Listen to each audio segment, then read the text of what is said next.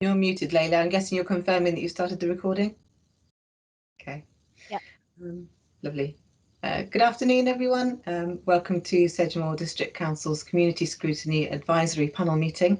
My name is Councillor Hilary Bruce. I'm the chair of this committee. I'm now going to hand over to the committee manager, Layla Nicholson. Thank you. Thank you, Chairman.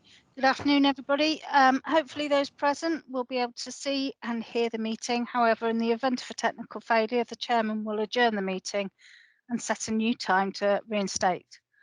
Please note that the meeting is being recorded. A copy of the recording will be available on the Council's committee web pages. All members of the committee should have their camera on, but will remain muted until invited to speak. If you wish to attract the Chairman's attention, please make use of the instant messaging function or use the yellow hand. Thank you, Chairman. Thank you. I'd just like to say that I do prefer if you use the instant messaging function rather than the yellow hand, so that I can take people in the right order for those who wish to speak. Thank you. I'm going to ask each committee member and officer taking part today to introduce themselves and confirm that they can see and hear me, please, before we start the official business. So I'll go around the room. Councillor Liz Scott. Yeah, good afternoon, Chairman. It's Councillor Liz Scott, Deputy Chairperson. I can see and hear you. Thank you. Thank you. Councillor Bartlett. Oh, hi. Yes, Councillor Alexia Bartlett for Dunware Ward. I can see and hear you loud and clear. Thank you, Councillor. Councillor Betty. Not here today. Okay. Councillor Clayton.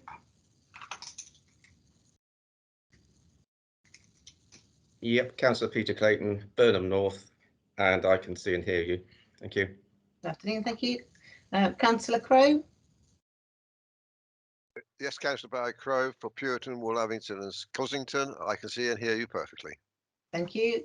Councillor Gibson.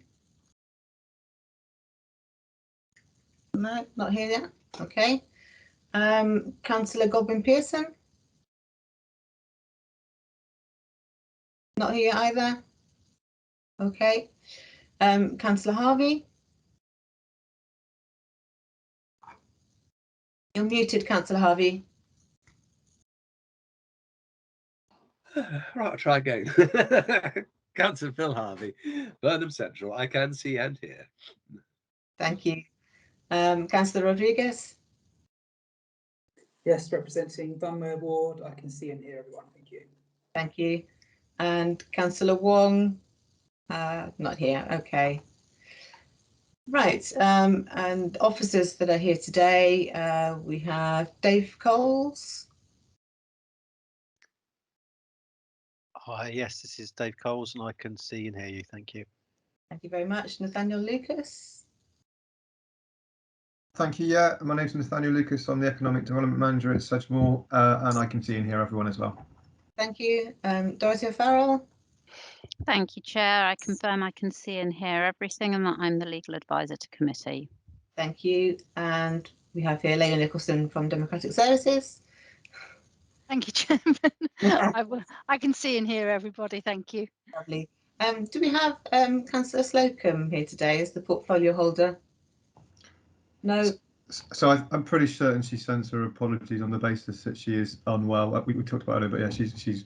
I think she's got COVID again, is what I've been informed. So she probably won't be here. Wishing her a speedy recovery. Thank you very much, Nathaniel. Okay, so we'll go straight on to the agenda today, and the agenda, have a look. So item 1 is apologies for absence. So Layla. Thank you. I did receive apologies from Councillor Wong in case he couldn't make it because he's got something from work. But I've not heard from the other ones. Okay. Chair. Yep. Sorry, Councillor Betty messaged me last minute, so he's been held back at work, and if I could send his apologies. Lovely. Thank you very much. Okay.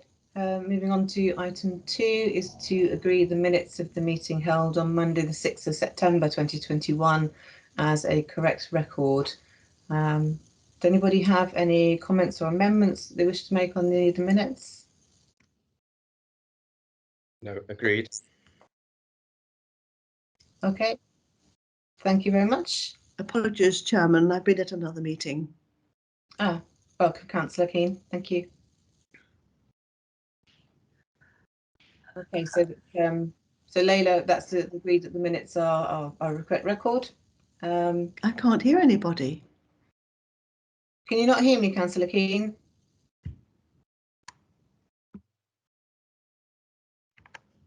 Okay. You might need to.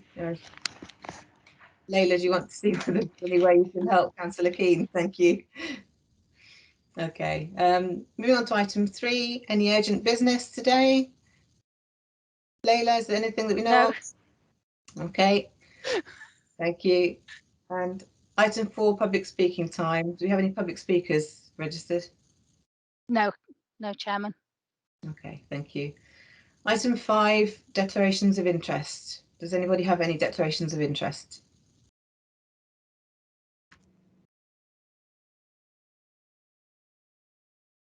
I'm going to take that silence as a no.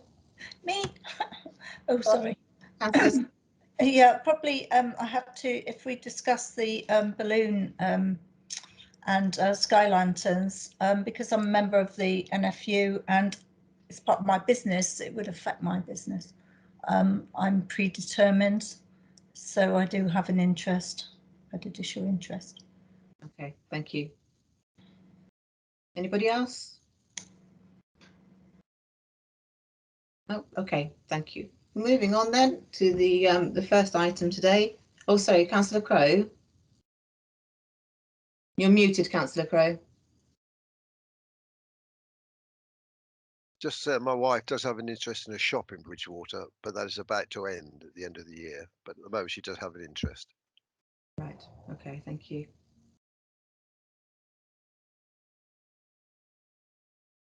Right. So item 6.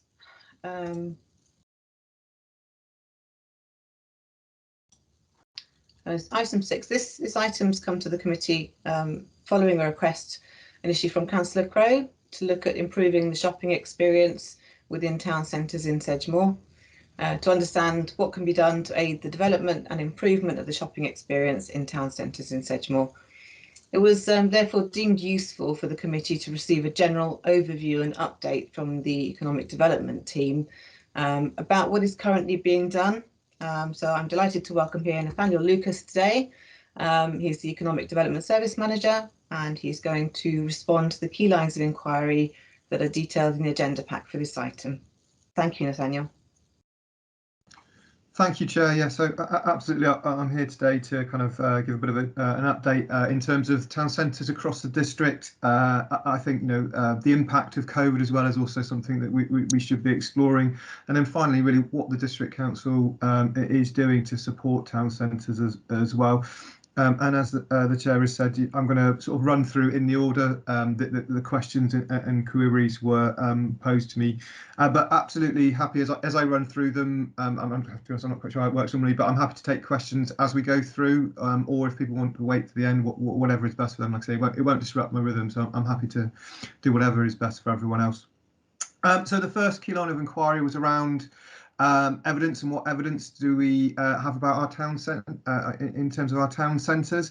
So I can confirm off the back of the pandemic and some government funding, we set up footfall counters across 3 of the towns in the district. So that's Bridgewater, Burnham and Cheddar, and I will just in a moment put up onto the screen just some images in terms of the kind of data that we've been collecting. But it's a really good insight, and what you'll see from it is the switch from lockdown into sort of more relaxed approach to the pandemic, and also you can see kind of spikes and troughs in terms of footfall within the town centres as well. In addition to kind of footfall data, we also monitored the vacant buildings within Bridgewater, sort of retail buildings. That was done by an officer that sat outside of ED. Unfortunately, that officer has recently left the authority, so that there is a gap in terms of that data at present, but it's something that we'll certainly be exploring because we have some interesting projects coming up in terms of utilising that empty retail space to be able to support businesses as well. So I can go into that in a bit more detail. And then finally, in terms of sort of data and evidence around our town centres, I'm sure most of you will be aware of the Bridgewater Town Deal. So that was an evidence-based submission to government within Bridgewater itself, and so it was a significant amount of data and research and evidence that was pulled together as part of that, which gives an interesting insight into the town centre. But looking to the future as well, we're also going to be involved in future capital funding bids. So the Levelling Up Fund is a significant fund that we will be submitting bids for next year, and that is again evidence-based, and we'll be focusing on other areas across Sedgemoor. So we will obviously be building up data as well around that. I'm just going to hopefully this will work and the technology won't let me down. Share my screen. So please do let me know, someone, if you can see it. I'm just going to run through some of the kind of footfall data we've got, which I think is quite interesting. Just bear with me 2 seconds.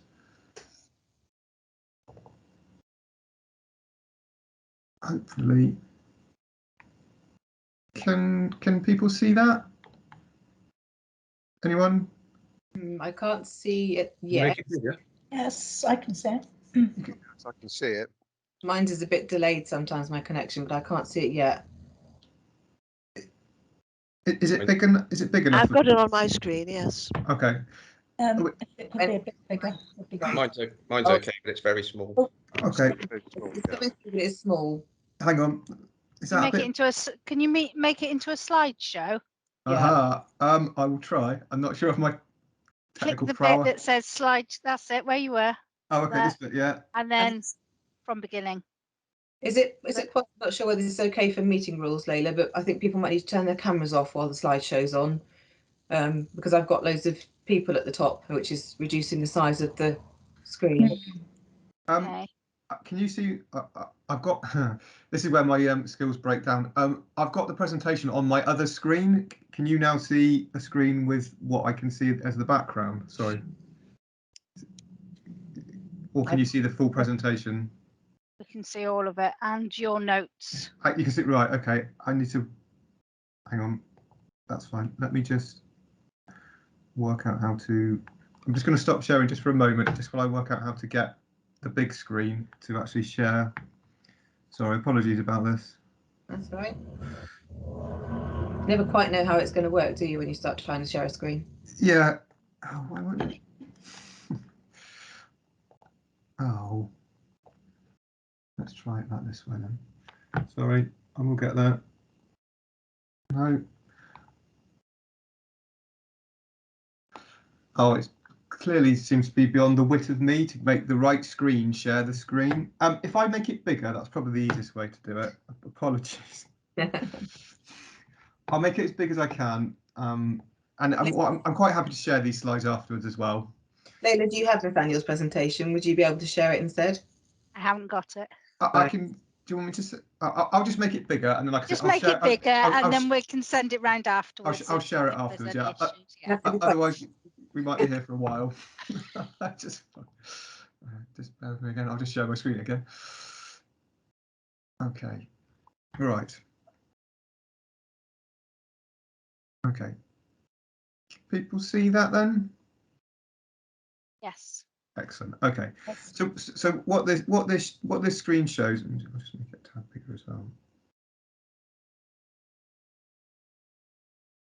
So what this shows the dwell time in Bridgewater. So what I think is of particular interest here is, so that this is during lockdown, and what you'll see is that primarily this orange here represents dwell time of sort of 5 to 30 minutes within the town centre of Bridgewater. And then when we get to here, so this is when the lockdown restrictions started to be relaxed, you see that this reduces dramatically, and then dwell time begins to grow. So your longer periods of time within the town centres grows then over the rest of the year, basically. So with the kind of maximum dwell time that we measure is at 120 minutes plus, and so that's a really good reflection of town centre kind of usage, in the sense, like I say, the longer people are obviously staying there, within the town centres, then the more likelihood that they are actually supporting retailers and shops and businesses within the town centre as well. So I think that's quite a useful bit of information there. The next slide. So what this shows is just really a breakdown of total visitor numbers over each month, and you'll see down here sort of February, you know, it's I mean it's still quite significant. What I should say is that how the footfall counters work, they work off of kind of mobile phones, and it basically pings a signal and it picks it up. There is no data protection issues or anything like that. We have checked all of these, so I just would like to make it clear that there is nothing to worry about from that perspective. So it will pick up people that actually live within the town centre as well. But what you can see as the lockdown restrictions come to an end in March, that there is a significant increase, and this grows as we go through into May. It does start to dip over the summer a little bit, but it's started to increase now, certainly with the likes of you know, starting towards get to the kind of festive period. You've got your the snowflakes and carnival and those sorts of things, and whilst we don't have data for November and December just yet, we're expecting these figures to grow as well. So, you know, obviously happy to kind of come back at a later date to confirm those figures, but that gives like quite a useful kind of insight into Bridgewater Town Centre from a footfall perspective. We've taken a similar approach with Burnham Town Centre as well, and this is pretty. You can see that there's a pattern emerging here. Ultimately, I say again, you know, there is a significant short visits to Burnham Town Centre, but as you come out of lockdown and the restrictions are reduced, those dwell times grow, and the shorter times decrease over that period of the year as well. And then looking at it from a kind of monthly figures perspective, again, you can see that in March, when lockdown figures come to an end, they go up quite significantly. And then, as you can see, as we work forward into summer, what you would expect with a kind of a resort sort of seaside sort of town, that the figures start to grow, and then as you get towards the end of the summer, they do start to tail off again. And again, we'll be looking for those figures for November, December, and I suspect whilst they probably won't be as high as the summer, they certainly will be an increase from sort of earlier on in the year, just because of the festive period as well. And then the final one, which is Cheddar, which is the final place that we've got footfall counters. Again, you can see here it's a similar picture here as well. You can see the orange again, which is the shorter stay, but as we come to the end of lockdown, the longer stay grows. I should just add as well that there looks like there's a bit of anomaly at the end when you get to November right here. I've been informed by one of the officers that one of the footfall counters in Cheddar has actually malfunctioned and is not working, so there is a slightly smaller amount of data being recorded at this point in time, but there are people out there which we're going to look at that to make sure it's fixed.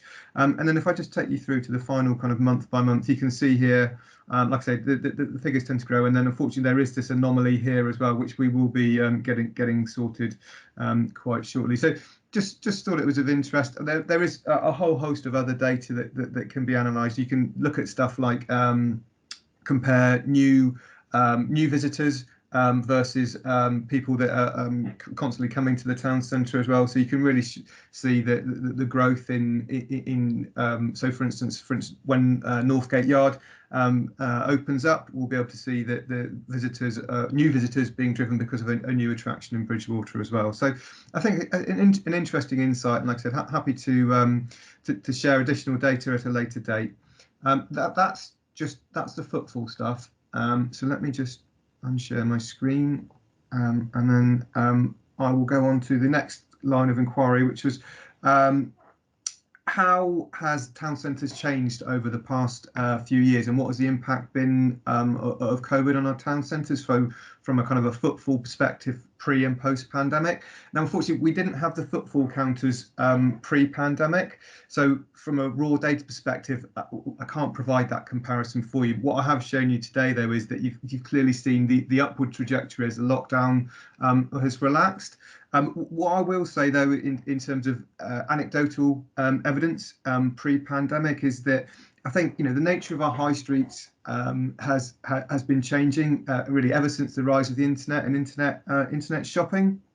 And what this has done really is it's led to a reduced footfall in our town centres, and the closure ultimately of some significantly recognised high street names. The likes of for instance, Debenhams is one example, but there are a whole host of others that have just have left town centres. And I think what is really unfortunate is, and I'll use the Debenhams example, is that it shows the rise of internet shopping, where you've got a stalwart of the British high street, Debenhams, which is actually bought out by an internet retailer and then has rebadged it as as an internet retailer itself. So it's it's certainly pre-pandemic. Town centres have suffered with the impact of the internet and online shopping, but it's been a gradual change, and I think to a certain extent it has kind of crept up on retailers.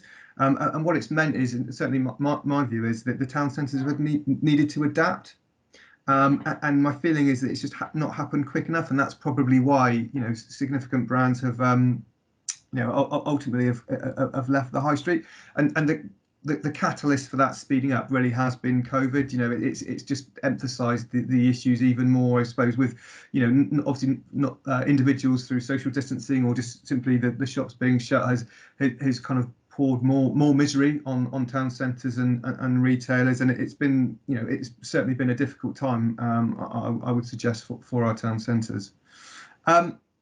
The next key line of inquiry was around strategies and investment plans that are currently in place across the different towns, and I've based this on the basis that we've got the three towns that we've got footfall counters in. So I'm going to cover Bridgewater, Burnham and Highbridge, and Cheddar. So in terms of strategies and investment plans for Bridgewater, sorry,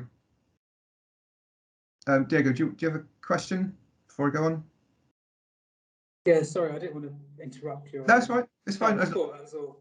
Just a quick question. You mentioned about the way retail has changed our high streets over the last few years. Mm-hmm. I wondered if there's been a change with the data in terms of hospitality, services, kind of in town centres such as beauty, barbers and whatnot, whether there's been an upward trend in that sort of business whilst the trend in retail has gone down. I mean, it's a good question, and I don't. It would only be anecdotal evidence. I don't have any data to be able to kind of bring to it. But I think certainly during the pandemic, everything suffered. But I think your traditional kind of retail-led town centre is changing and has been changing over quite a period of time, and there is much more kind of service related, so people are going in, like you say, for haircuts or for beauty, or I mean there's a massive rise in kind of mobile phone shops and stuff like that as well, but it's more that kind of service rather than your traditional retail. So I think that what that is our town centres diversifying and changing, but probably not at the rate that they needed to sidestep some of the issues that have been kind of sped up ultimately by COVID. Does that answer your question? Yeah. Okay. Excellent. Okay. So I was just going to move on to kind of strategies and investment plans. So within Bridgewater itself, there's the Bridgewater Town Deal, which I'm sure you're all aware of. Ultimately linked to that is a town investment plan, which is a strategic document which was sent to government and drew down around £23 million worth of investment into Bridgewater. Which is transformational for the town itself, and ultimately I think success breeds success with things like that, and so we were doing further funding submissions, and you'll see how that links in with the other towns as well. In addition, for Bridgewater, you've got the Bridgewater Vision that was produced quite some time ago now, but I think it was refreshed in 2015, and that is a core document really that actually fed into the Bridgewater Town Investment Plan as well, and formed a part of the foundations for that funding submission as well. And then finally, there is an allocation through COVID funding from government. It's called I don't know if you're aware of it, but the Welcome Back Fund. Within that, we're looking to make an allocation for a town centre strategy for Bridgewater as well, and that will ultimately link in with the town investment plan and the Bridgewater Vision as well. So there is a swathe of different kind of strategies and investment opportunities for Bridgewater, all linked together, that will ultimately deliver some real positives for the town centre, we hope. From Burnham and Highbridge perspective, there is also, again, I refer to the Welcome Back Fund as well. There is, we're hoping for an allocation for a similar sort of town centre strategy around Burnham and Highbridge as well. Also, Highbridge itself was put forward as part of the Community Renewal Fund, a bid for revenue funding. Unfortunately, it wasn't successful for that, but we're exploring other alternative options. One of those being, and I don't know whether you're aware of this, but the Socioeconomic Nuclear Decommissioning Agency have a strategy. They have a fund there, so we'll be putting a bid together for that as well. And then later next year, Highbridge as a town will form part of the Levelling Up Fund bid next year, so we anticipate that will be sometime in the spring 2022. So that will be a multi-million-pound funding submission to draw down for a wide variety of different projects, which include work around Mount Street and Bank Street. There's things around cycling and walking as well, flood defence, and what are the other projects? Another project around Apex Park as well. So there's a wide range of projects that we'll be looking to kind of draw together into a submission, like I say, for next year. And then for Cheddar, again, it forms part of, we'll be utilising the Welcome Back Fund. And we'd look to develop a town centre strategy for that.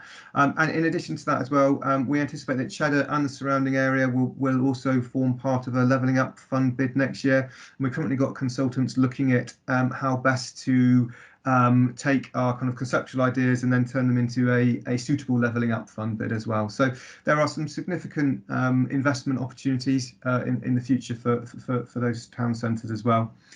The next question was, just a quick point on there. You've just run through a wide range of funds for the various towns. Rather quickly, is it possible to get, after the meeting, a list of those funds and timelines? Yeah, it would be really helpful, I think, for people to have that. It's quite a quick run of a lot of information.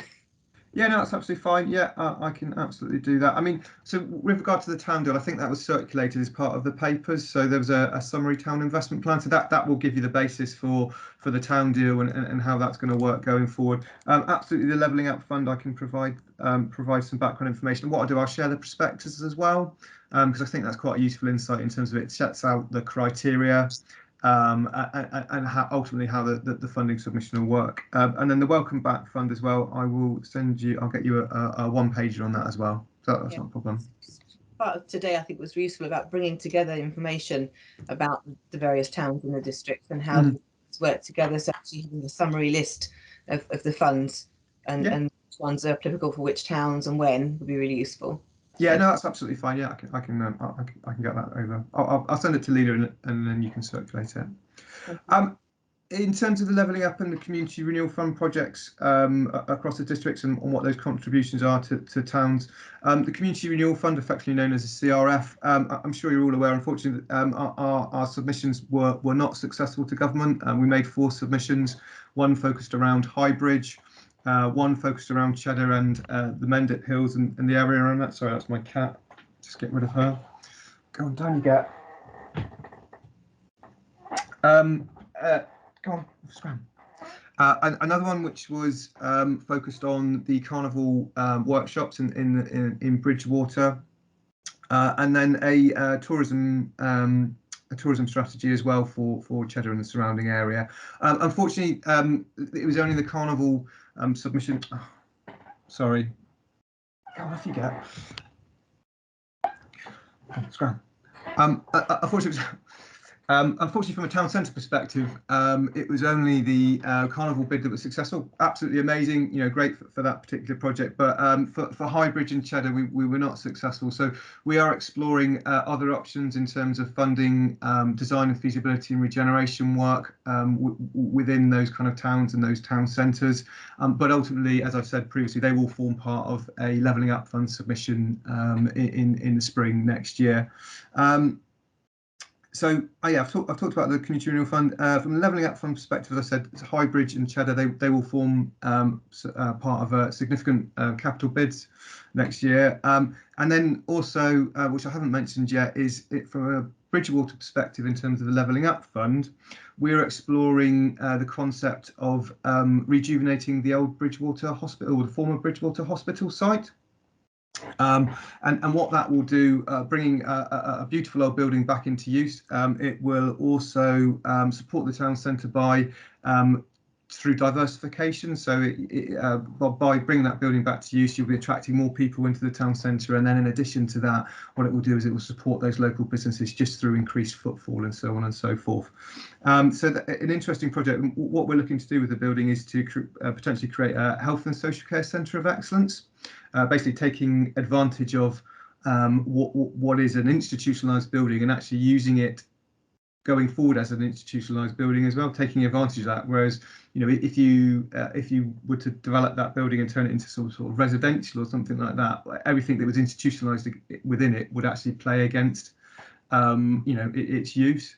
So that's an interesting project that we'll look to take forward as well. The next key line inquiry was how do we work with town councils and business owners? So we engage with businesses and town council and town teams through what is classed as the Town Centre Task Force. Now that was a group that was created by Sedgemoor District Council off the back of the pandemic. It's led by SDC officers, and it brings representatives, town teams from all of the towns across Sedgemoor together to be able to share ideas, to be able to talk about what's working well, to be able to kind of feedback information ultimately back into the economic development team as well, wherever possible we can provide support and guidance for them. Like I said, it's made up of town teams, the town councils, also has business feedback as well from the local chambers, so obviously the Bridgewater Chamber, the Burnham Chamber and the Cheddar Chamber as well. So it's a really interesting group, and it's innovative, I think, in the sense that we've not managed to get everyone to kind of be together in the same room and if I'm honest, kind of play nicely together. So we are really kind of reaping the rewards, I think, from that interaction and being able to kind of share ultimately ideas that are coming from one town, which, you know, hopefully can be utilised in others as well. So it's an interesting approach which we think is really bearing fruit at the moment. And the next line of inquiry was around how do we consult and take account of the views of public. So to date, the Bridgewater Town deal, as I said, was an evidence-based approach, and central to it was community engagement as well. It was really about community ownership. So there's a significant amount of community engagement as part of the Bridgewater Town deal. Looking to the future as well, the Levelling Up Fund, a huge part of that fund and a successful submission is also around community engagement. So we will be looking to do that community engagement again and engage with businesses to be able to draw that information as well. But beyond that, you know, again, we use the Town Centre Task Force as a vehicle to be able to kind of gather information from businesses and individuals as well, and it all goes into the mixing pot in terms of, you know, how best that we can support our town centres going forward. And then finally, the final line of inquiry was around what are we doing to ensure that town centres benefit from other projects within the districts. So the example that was provided was kind of Northgate Yard, and from an economic development perspective, for projects to benefit town councils, we always make sure that there is proper planning in terms of actually kind of the concept of the project to make sure that there are those links. Evidence base is essential as well in terms of understanding the need. So, you know, that's exactly what happened with the Bridgewater Town deal. We created the evidence base, and what that did, it actually enabled us to be able to find projects or create projects that would actually meet those needs.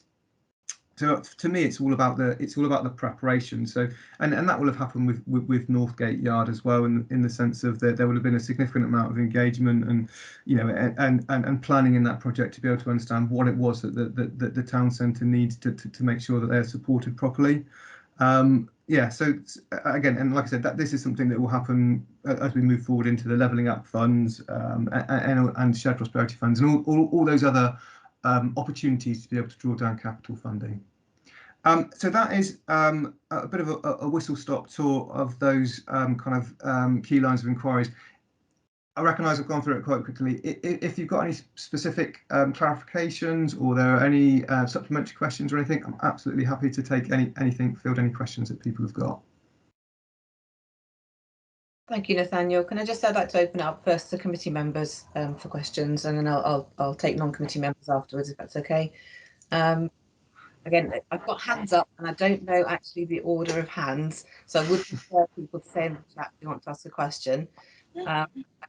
I think Councillor Bartlett was first. I will go with Councillor Bartlett, sorry. I think it might actually have been Councillor Keane, I'm not sure. I'd just rather give questions to the committee members first, if that's okay. Oh, sorry, yeah, beg your pardon, sorry. I was just thank you, Nathaniel, for that. That's really informative and a lot to get in there. I was just wondering how the transition from district to unitary is going to affect town centres in the district, and how's this going to be structured working with town centres and It's a good question, and I have to be honest, I don't know exactly. Well, we don't know because we don't understand the structures or anything like that, or what the LGR is going to look like going forward. What I can say that in terms of some of the investment that's going into our town centres, so the likes of the town deals, your future funding submissions, for the town deal, ultimately that investment from government will not be lost when we move to a new kind of unitary authority. That basically there'll be a funding agreement with government, and that agreement will simply be novated across to the new authority. So nothing will be lost in terms of the investment going into Bridgewater. That approach will be the same for the levelling up fund as well if we're successful with bids for that. So before the time that we're going to be making our submissions, all being well and we're successful, we will have already entered into a funding agreement. So that will ultimately be like a contract with government. So any investment coming into any of our town centres and towns will simply be novated across to that new unitary authority as well. For me, potentially, that there is a concern in the sense of that, within Sedgemoor, our towns are our priority. Now, you could argue that as we move into a centralised kind of unitary approach, will that still be the same? Because we'll have all of our towns across the whole of the county will be fighting, for that hierarchy almost, I suppose. So you could argue that you've got and no disrespect to any town at all when I say this, but you've got your kind of three towns maybe. So you've got Taunton, Yeovil and Bridgewater. And then you've got your smaller ones like your Burnham and Highbridge, or your Ilminster and your Chard or Wellington and those sorts of things. So it does concern me a little bit in terms of how the smaller towns are prioritised and how we make sure that the towns of Sedgemoor are kind of up the pecking order. And one of the things we're doing, as part of that is actually conceptualising and creating regeneration projects for our towns as well, because what we found, so slightly going off at divergence, but the recent successful levelling up fund submission that was done by Somerset County Council for the A38 in Bridgewater, absolutely amazing news for Bridgewater. That bid was put forward just on the basis that it's a great project and it will bring huge benefit, but ultimately the highways team at Somerset County Council didn't have any other projects. So in a lot of places, projects the project cupboard, shall we call it, is bare. So what we're doing is we are creating concepts, designing up projects for our towns ready to go. So if they're not done by the time we get to unitary, we will be able to pull these off the shelf and be able to say, make sure that our projects are kind of higher up the pecking order to be able to access funding. Does that make sense? So we're trying to take action now, ready for the future, because we don't ultimately know what it's going to look like, but we're doing everything we can to make sure that our towns are prioritised. Thank you. Thanks, Nathaniel. Thank you. I think the next person is Councillor Rodriguez. Yeah, thank you. Two questions, if I may, Nathaniel. Mentioned about working with town councils and business owners. You mentioned the town team. And just a specific question, just a clarification really on my side. In terms of the Bridgewater Town team, how does that body supplement or complement the work that Sedgemoor District Council do? And the second question, on the point of consulting with the views of the public, you mentioned community engagement, but I'm wondering if you could give me just a couple of examples of how exactly you gather views of members of the public, not organisations, but members of the public in terms of the town centre. Sure. So if I go with the second one first, because it's fresher in my mind. So in terms of how we gather information around from members of the public, again, I'll go back to how we do it with the funding bid. So for the Bridgewater Town deal, there was actually a questionnaire and surveys that went out, so they were done online, and we proliferate them through the press office at Sedgemoor District Council. So we send it through member organisations, all those sorts of things as well. So we ultimately, certainly in since we've had the pandemic, everything's had to be done online, but ultimately going forward, as long as things keep moving in the right direction, we would hope to be able to actually get out into the public more and understand on a face-to-face sort of basis, I think, really. In terms of the town team and how they work, so we have an officer, that Sedgemoor District Council officer, that sits on the town team as well. So there is that initial crossover, but like I said, I think it works well on the basis that we're able to bring the town team into that town centre task force and ultimately be able to sort of share those ideas and really work together, all pulling in the same direction. Thank you. Okay, thank you. I think the next person was Councillor Crowe. Yes, thank you so much indeed, Chair. Yes, thank you, Nathan, for all the work you've done on this, and I appreciate all that work. But in some ways, I think you slightly missed my point. My point was, what are we doing as a council to encourage independent traders to come into the town? I mean, spending money on the town hall, the arts centre, engine, they're all excellent projects, and I'm no criticism of anything like that. But we need to attract shops into the town, independent traders, or because we'll never attract the large national into Bridgewater or any of the towns in Bridgewater, in the area, sorry, in Sedgemoor. So we've got to try and encourage the independent to come into the town, to trade in the town, and make sure they could be successful here. There's a lot of opportunity within the town itself to do that. I mean, in Taunton, for instance, I was in Taunton yesterday, and in Taunton they have a Taunton independent quarter, which is all independent shops. You might know where it is. It's up where they're doing the new development at the bottom end of the high street. But that sort of thing, where you have an independent sector in the town delivering the products the proper people want.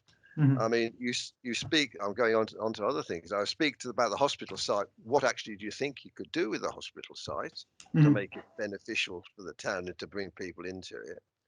The docks area, what can you do to make that a leisure area where people can go and get coffee and have a sandwich and eat or do things like that? Are you have any sort of plans for that? And are you doing anything with sort of like grants for independent traders or rates relief or even rent relief for people who want to come and trade in the town? It's important that these people are given an opportunity to come in. The shops in the town, which I know have been empty for 5 or 6 years, and they're still empty now today. So there's opportunities there for us to talk to people, maybe talk to the landlords even, and say, would they work with the Sedgemoor District Council to encourage people to come in by reducing their rents for a year or maybe 2 years even, to encourage them to get started. So that's the sort of thing I was thinking about when I spoke about it. So I love the work you've done, and I appreciate all that. The trick is to get those people who are staying 5 and 10 minutes to stay for an hour or 2 hours and do shopping. Absolutely. So to your point, so in terms of attracting new businesses or independent traders, so one of the things we've done recently, it was signed off at management team probably a couple of months ago now, is to create a kind of a pop-up shop. We haven't design the scheme in its entirety. It's only been signed off as a principle at the moment, but ultimately we've got a pot of business support money, and we will be looking to take over some shops in the town centre, and provide and offer businesses, potentially students, linking in with Bridgewater College as well, to really test that kind of entrepreneurial spirit and those business models. So making the leap from, you know, working at home or working in a shared space to actually be able to have their own shops. So that's one element. In terms of the docks themselves, absolutely agree with you in terms of it being a kind of a leisure site. It forms part of the Bridgewater Town Deal, so there is multi-million pounds worth of investment going into the docks for as a regeneration project. We are literally, I was talking about it this morning actually, going to be going out to procurement over the next month or so, maybe in the new year, depending on how the timescales work, to get some consultancy support to understand what is the best kind of business model and what we can really do with the docks outside of simply putting the money in to make sure that it's working and functioning better. So they'll be looking at business models, examples of other towns that have got docks and how they've turned that into like a leisure environment. So whether it's something like I don't know, sea scouts, or hire boats and all those sorts of things, or opening up the canal between Taunton and Bridgewater as well. So looking to kind of create that, as you say, that leisure activity that will bring people back to the town. And then the hospital itself, like I said, the plan is to create a centre of excellence for health and social care. So how that will support the town itself, I think, is really in terms of, it will be like it'll be supporting those areas of deprivation. It will be giving people an opportunity to train into a growing sector as well. And then it supports the town centre just purely on the basis that it creates footfall for those businesses that already exist, and actually will make it a better proposition for businesses to actually to set up in the town centre, because there will be that higher footfall, and that's the sort of thing that we can record through the footfall counters as well. So hopefully that helps a little bit. But like I said, as we develop the scheme for pop-up shops and how we want to attract those individuals or new businesses to the town centres, then we'll obviously share that with everyone as well. Thank you for that, Nathan, because you have got the support of the people from your survey who said the regenerating the town centre, providing new diversity and encouraging new enterprise and business activity. So there's support there for it. If you can get the right shops in and the right people in, and the pop-up shop might be a good way to start. That's how my wife started with. She has an interest in a shop. That's it started with her. But so it is an idea and a good way to get people to come in and to get the entrepreneurs, because people are quite keen to trade and be their own bosses these days, because of the security, really. If they can get a good position and a good spot and a good idea, they will trade profitably. Yeah, well, I think there's a seismic shift really off the back of COVID as well. So it's impacted on our town centres in a negative way, but actually people have kind of reevaluated their lives as well. And I think there's a shift towards that kind of entrepreneurship as well, where people want to create their own businesses.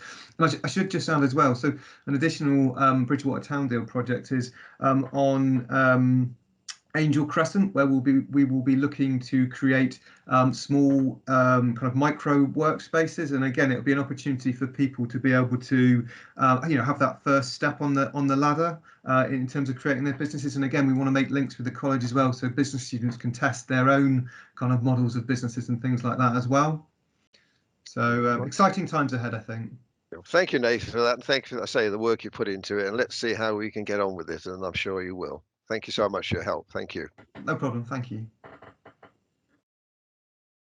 Thank you. Councillor Scott was next, Heg. Yeah, thank you, Chairman. Yeah, a great report, and it does show that things are improving in the town centres. And going on from what you've just said, Nathan, is I agree with you about there is a change.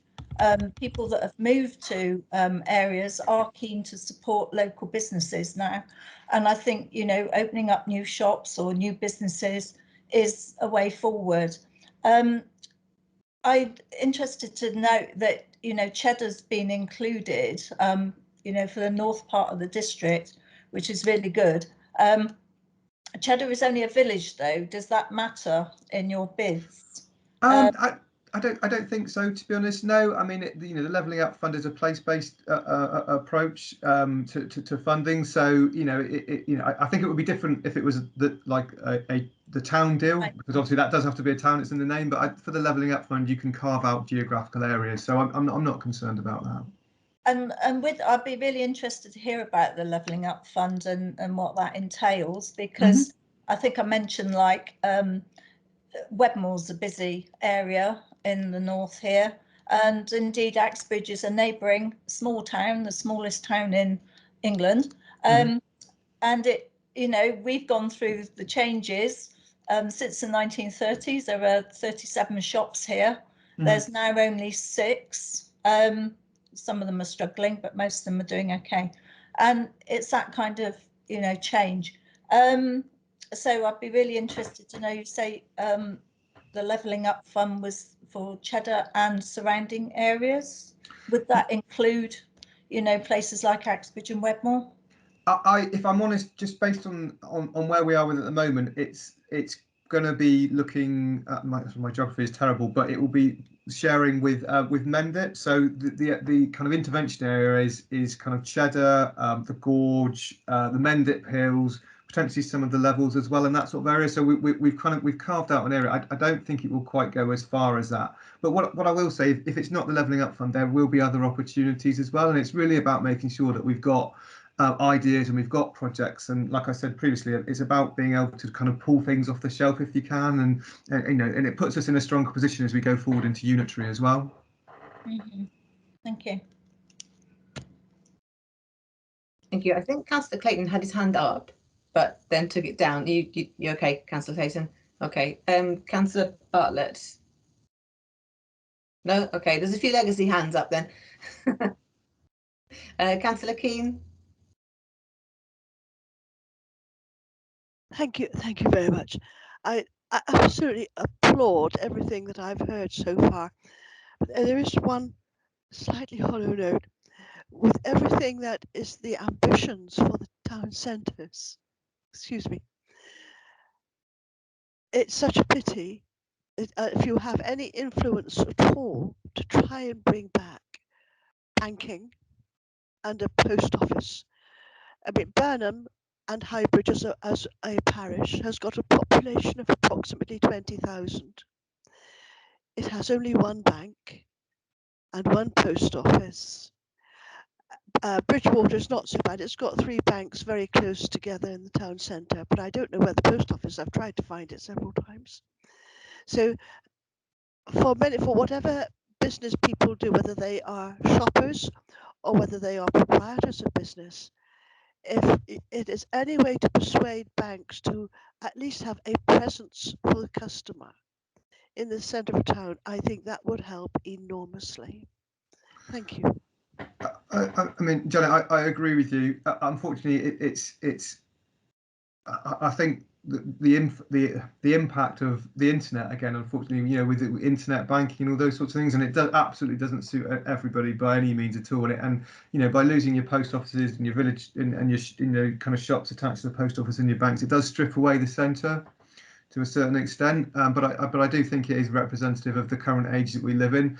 I mean, I have to be honest, I don't have influence in that sense to be able to draw banks back into our town centres. But what I do think is if we can create vibrant town centres, then there is more of a chance that banks and post offices and stuff will come back, because there will be the people that require them. They will need that service. So I think that's our best approach to make sure that we're working to create the very best town centres for the future. Thank you. Time will tell. Thank you. Nathaniel, I've got one question for you myself. You mentioned the town centres task force. Would you say that kind of acts as a coordinator between the town councils and the district? Would you say that the town councils actually have a shared vision for their town centres? Well,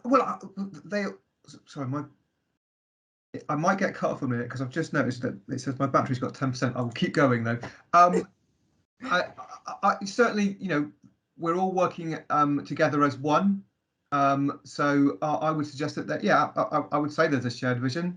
you know, from my perspective, if everyone's around the table pulling in the same direction, to me it feels like there's a shared vision. I have to be honest, I don't know if there is actually like a vision or a mission statement for the group, but that's certainly something to look into. And if there isn't, then there probably is some value in doing that, because it enforces further the fact that all of the different organisations should be pulling in the same direction. So I will take that away to check, because I think, you know, if there isn't one, then there is value in having that, definitely. Great. Okay, brilliant. Thank you. And my other concern revolves around the new permitted development rights. This is about conversion of buildings that currently fall under Class E, converting them into residential properties without the need for full planning permission, so just with prior approval. I know we mentioned this in the pre-meet today, and Rose, I forgot to mention that Rose Stokes is with us today as well, the Community Scrutiny Officer. Sorry, apologies, Rose. I think that she's looked into that briefly. I'm concerned really in terms of how many of these conversions we'll see in the town centres, and how we're going to manage that mix of business and residential to make sure that not too many properties are converted in that way. And how the public can express their concern or be aware of these conversions and what's going to happen. But I know that I'm going to ask Rose, if possible, to give us a bit more information. Thank you, Chair. Yes, so I have got a little bit of information today from Development Management, and they did say that these new rules came into place in August, and it permits the conversion of buildings that currently fall under Class E commercial business and service uses to be changed to residential properties without the need for full planning permission, so long as prior approval is sought and a set of conditions are met. So since this came into place, the council has received 19 applications so far. 4 were withdrawn, 8 have been approved, and 7 have been refused. The council does notify adjoining properties, elected members, parish town councils, and then also environmental health and the Environment Agency if necessary, and highways. But they didn't believe there had been any requests that were sort of like Bridgewater High Street. It had more so been in the sort of circumstances where there might be like a one shop that's left in a village, and it might be somebody requesting for that to be changed for residential use. Any permitted development requests are included on the weekly planning list email, which can be subscribed to on the Sedgemoor website, and the subscription, you can filter it by parish, so that you just get the requests that are local if that was what you were looking for. And once the request is on that list, you can then select to be notified of any updates on that. There are limitations in contrast to a planning application. So it would mean that the views of neighbours wouldn't be taken into consideration in the same way, because the council is simply looking at whether the request fits the criteria for permitted development or does not. The considerations within the legislation include whether it is undesirable for the building to change, and within that, some of the points are, for example, if it was in a key shopping area, the design or external appearance, and the provision of natural light in the rooms.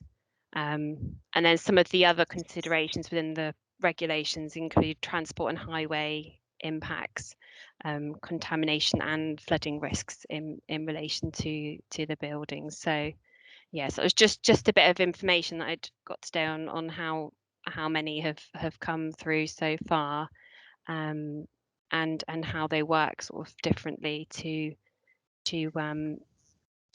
planning applications. And as I say, it sounds as though it isn't particularly something that would be used in the middle of a high street, and it is something that that councillors would be made aware of if it was something local to them. Okay, great, thank you. It's an important point to get a bit of an update on, because it's quite a new thing that's come in, and it will affect town centres in terms of the mix of use of properties in there. That's great, thank you, Rose. Okay, I think as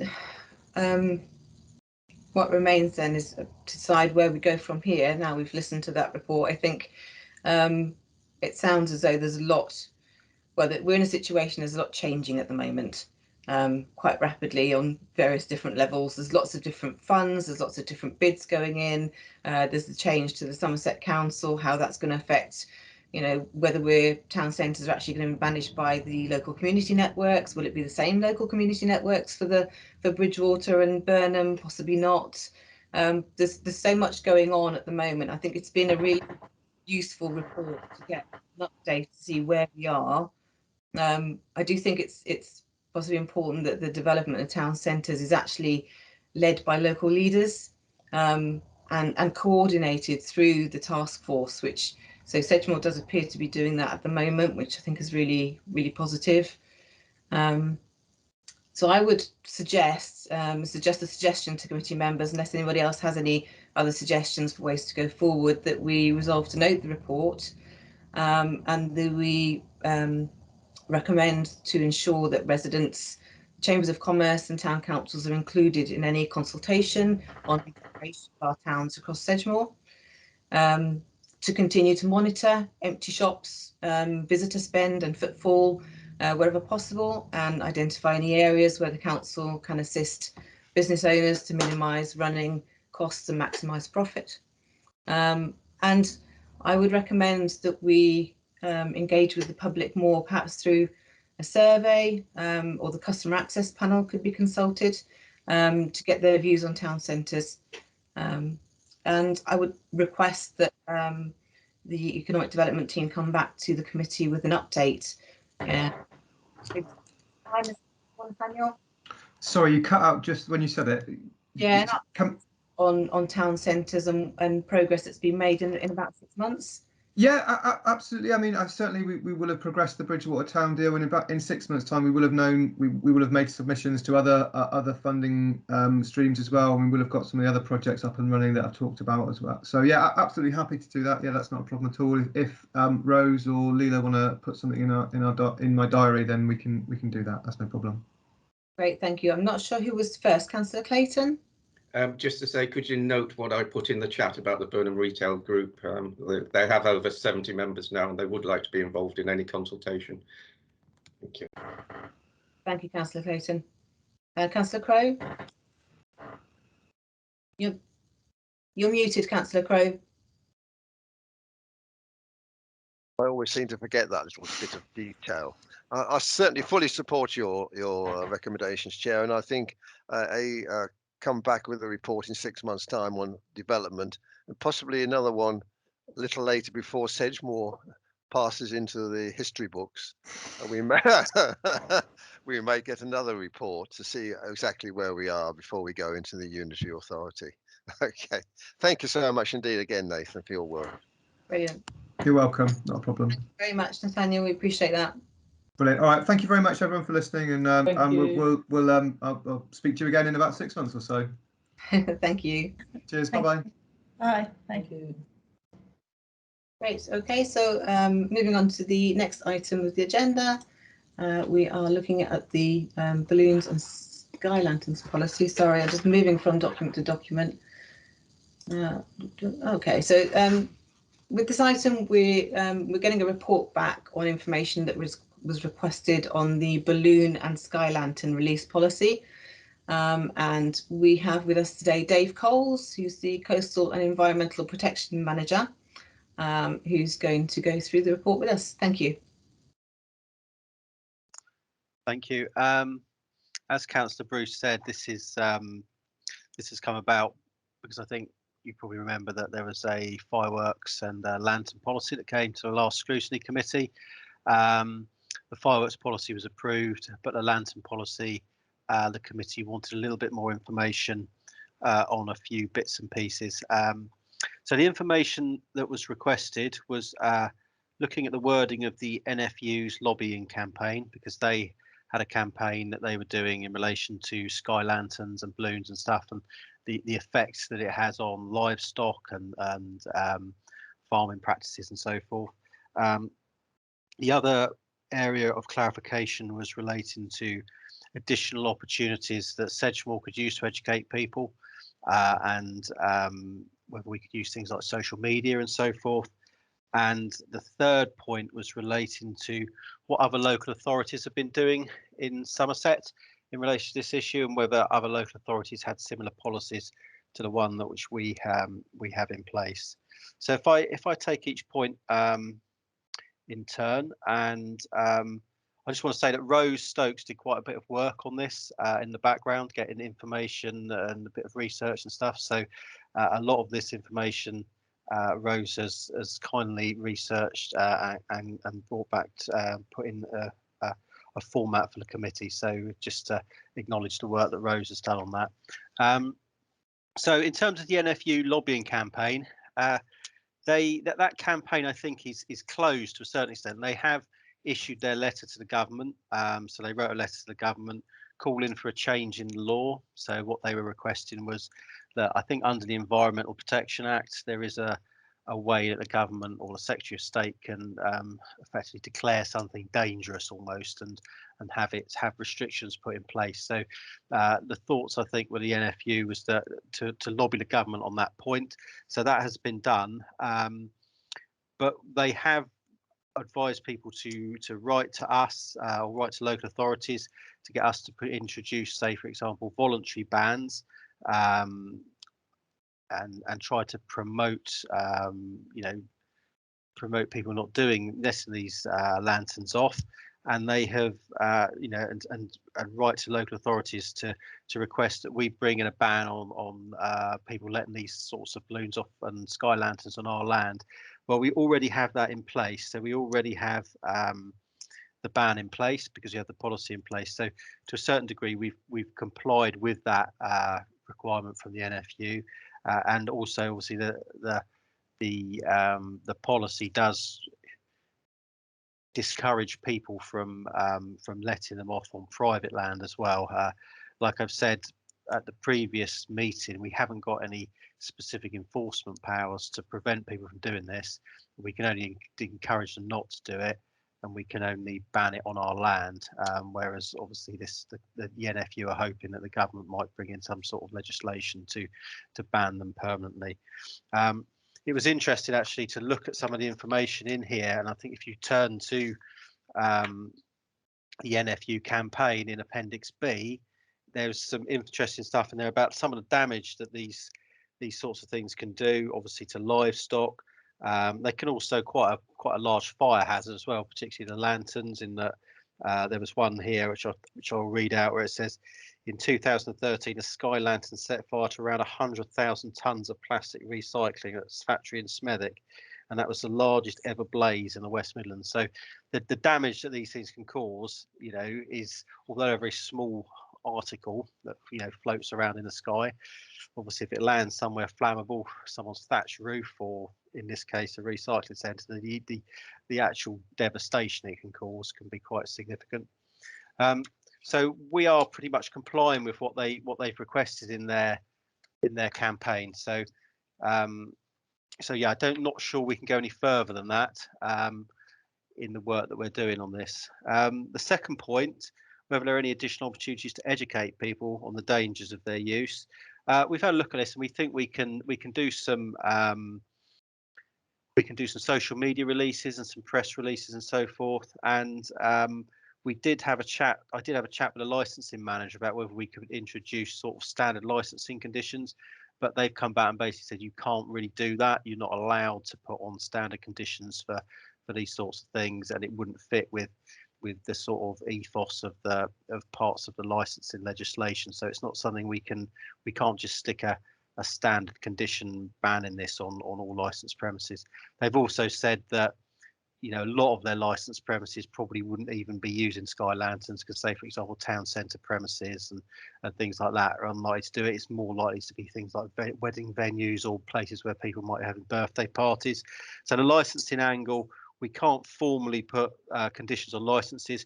However, there may be recourse through that route that we can make representations to licensed premises if a particular premises becomes a problem. If, you know, if there's reports that they are doing this all the time, then there may be some route through the licensing legislation that we might be able to try to tackle that problem using that. Other suggestions have come through about raising awareness of parish councils. So the town councils, the various town councils, so Burnham-on-Sea and Highbridge Town Council, they have a policy in place already for sky lanterns.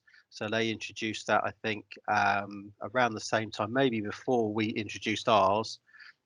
They've had that in since 2018, and as a result of the scrutiny meeting previously, and obviously this upcoming meeting we're having today, Councillor Kathy Pearce has asked if they can use, if Bridgewater Town Council can use the policy and adapt it for their own needs in terms of, you know, activities on their land or in their premises, and trying to promote it via the Bridgewater Town Council. So we've given them permission to do that. So that's, you know, 2 of the major town councils are doing it, but we're looking at whether we can maybe produce some sort of poster and send the policy out. Maybe Democratic Services can send the policy out to the various parish councils that they can maybe, you know, promote it on their notice boards or within their local communities, because they, you know, that Sedgemoor, they can probably get involved. You know, they'll know what's going on locally in their parish, and they'll be able to target, or not say target, but be able to disseminate that information better, more locally than maybe we can. So that's something we'll look at doing, is getting the policy and maybe a promotional leaflet or poster sent out to the various parish councils. And finally, the position of other local authorities in Somerset, West and Taunton, they have a policy similar to ours, which they introduced in April 2021. So theirs is, like I say, along the same lines as ours, banning the use of sky lanterns and balloons on their own land, and trying to raise public awareness of the harmful effects of it on private land and so forth.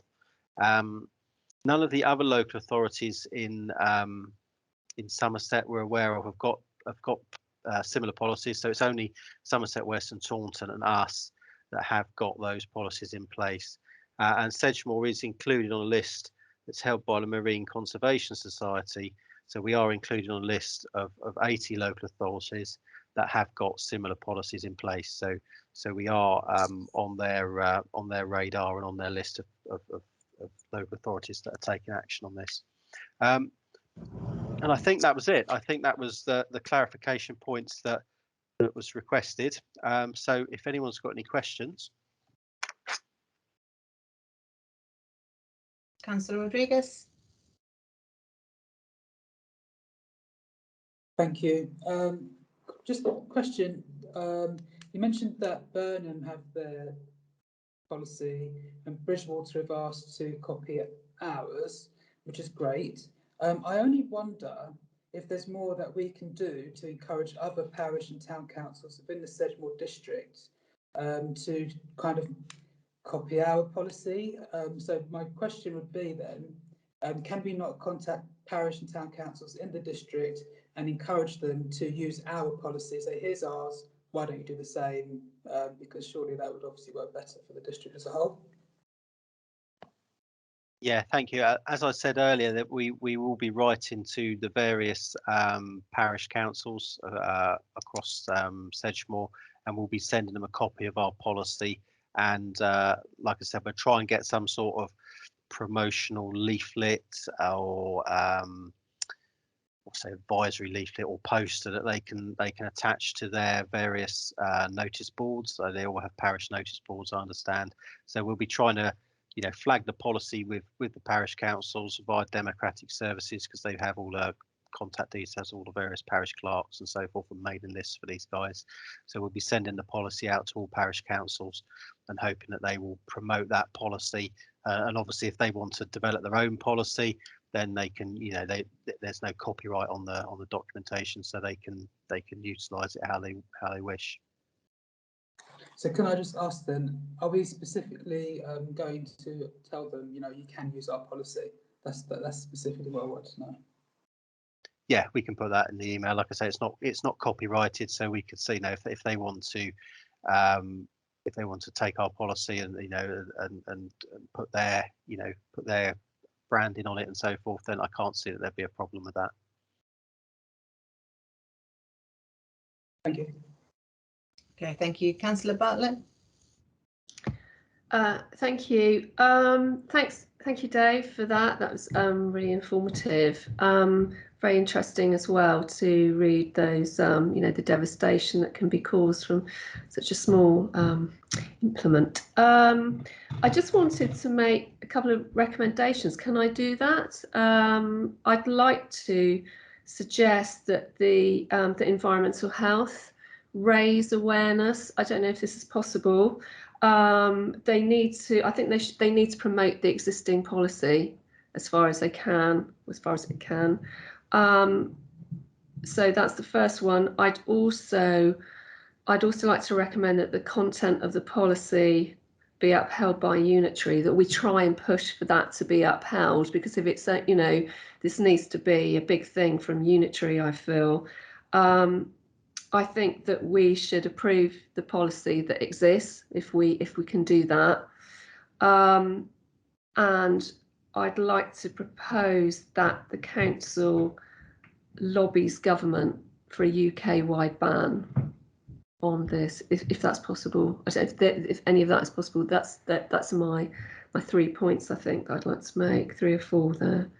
So raise the environmental health, raises awareness by promoting the existing policy, that we approve the policy ourselves, the council, and that I propose that the council lobbies government for a UK-wide ban. Is any of that appropriate, Councillor Bruce? And Layla as well. Maybe you could help, Layla. Thank you, Councillor Bartlett. I'm quite happy with it. Would anybody like to second those proposals, or does anyone have any comments on them? Yes, if possible. Yeah, I don't have any problem with those. I'm wondering whether it would be more appropriate to go through our local MPs within the district, and they could feed that up to government. It might have more impact from them. Can we not add that as a 4th point then? Yeah, lobbying UK government would, I think, be a letter from the leader of council, the environment secretary of the government. I would assume that would be the correct way to go. Okay. Okay. Possibly, sending a copy to the LGA. Sending a copy of the letter to the LGA. Yes. Asking their support. Okay. Okay. Well, I can summarise that proposal, if that helps to sort of put a bit of clarity, so that I think the policy at the moment, as it stands, doesn't need to be approved, if I understand correctly. So we just note the policy with no amendments, and we recommend to run an ongoing campaign on Sedgemoor District Council's social media platforms, create posters that can be shared with town and parish councils and displayed in appropriate locations, to raise public awareness of the potentially harmful consequences to the environment, wildlife, livestock and property and people that can occur as a result of the outdoor balloon and sky lantern releases. The campaign should also include the promotion of alternative, environmentally friendly ways to celebrate important occasions. Recommend that the policy is promoted on the licensing section of Sedgemoor District Council's website and town and parish councils, encouraging them to adopt the policy themselves, and recommend to the executive that the leader of council writes the letter to the Environment Secretary of the UK government, calling for national legislation banning the release of helium balloons and sky lanterns. As a final note from me, not as a recommendation, I don't think we can actually make a recommendation in terms of this policy being adopted by the new Somerset Council, but I sincerely hope that the new Unitary Authority will adopt a county-wide policy similar to our own until such time as a nationwide ban is implemented by law, perhaps even initiating a charter campaign with councils, charities, government organisations and businesses in Somerset to encourage Somerset communities to switch to alternative ways of celebrating and commemorating events. So does that match with what we've spoken about so far? Anyone would like to second that for me? I'll second that, Hilary. Thank you, Councillor Harvey. If there's no further comments on that, then I think we move to the next item of the agenda, which should be the work programme. Do we not need to vote on that if it was proposed and seconded? Oh, sorry. Okay. Can I ask if are there any members against? Layla, you want to add to that? Sorry. Yeah, I'm afraid as you're an advisory panel at the moment, we can't actually have a proper recommendation or official recommendation. Sorry, that's why I couldn't get my hand up quick enough there. Certainly we can note it and we can pass it on, but unfortunately, as we are a virtual meeting and we're not a physical meeting, we can't put that in as a recommendation as such. Okay. But we can certainly pass it on. So that's just advisory. In that case, it may be something that we need to think about as a committee as to whether we wish to stay advisory meeting virtually or whether we should move back to in-person meetings where we can actually make recommendations. Not something I'll be totally honest, not something I have considered yet personally. Perhaps something to think about between now and the next meeting. And if any committee members have got an opinion on this, then I'd look forward to hearing that. Okay, brilliant. Okay, so going on to item 8, which is the Scrutiny work programme. Rose has kindly put together a proposal of the work programme as it stands at the moment. Rose, would you like to introduce this or say anything about it? Thank you, Chair. Yes, it was just to say that we've sort of put together some ideas and tried to sort of put them into a bit of a timeline, taking into account some of what had come out of the climate and ecological emergency topic previously, to be able to have quarterly and annual updates on the progress of the work that's going on with that. So I have put that in there, and at the moment I've just put in the dates that run up to April 2023, just to sort of get an idea of where we are with the meetings and factoring those ones within that time as well. The next meeting is the joint Scrutiny Committee on the 10th of January, and at the moment we've just got the high level budget strategy on there. I think at the moment we were thinking that with it being sort of run up to the last one pre local government reorganisation, whether that might be a topic that's better to be left as the only topic for that meeting, as there may need to be sort of looked at in a bit more depth, or there may be more discussions and questions. For the January meeting, I know previously there'd been mention of interest in looking at the animal welfare officers and dog wardens, and to get an overview and understanding of the role, and if there's anything that we can add there. With the ecological emergency from the previous meeting, the report back to members, it is understood that should be ready in around April time. So since this was published, I did get that information. So we are looking to swap round the March and the June meeting. and then to also look at the planting more trees initiative to get a sort of understanding of what went well with that, whether there was any sort of parts of that needed improvement, and what the future plan with that is, whether they'll be looking at doing anything further with that. In terms of the sort of steer of scrutiny overall, I think at the moment it's trying to add value in the right way with alongside everything that's going on with local government reorganisation. So it's trying to sort of focus on where scrutiny can add value, looking at maintaining high quality services, with a focus on recovery, and then handing over those services to the new council in the best way possible. So if there is any sort of topics or ideas that anybody has, if you wanted to contact myself or Councillor Bruce, then we can have a discussion and have a look at those and speak to sort of like management of the council, just to make sure that scrutiny is able to assist in what is happening, and to add value in the best way possible. Brilliantly put, Rose. Thank you very much.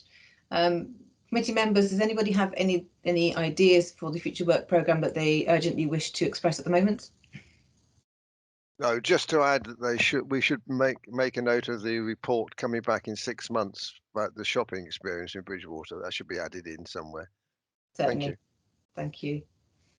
Okay, great. Well, in that case, I think we've reached the conclusion of the meeting. I'd like to thank you all for attending. Thank you, officers, for the work that you've put in today, and also many thanks to Rose for continued support with scrutiny. It's much appreciated, and democratic services, of course. All right, thank you very much. Have a lovely evening, everyone. All right.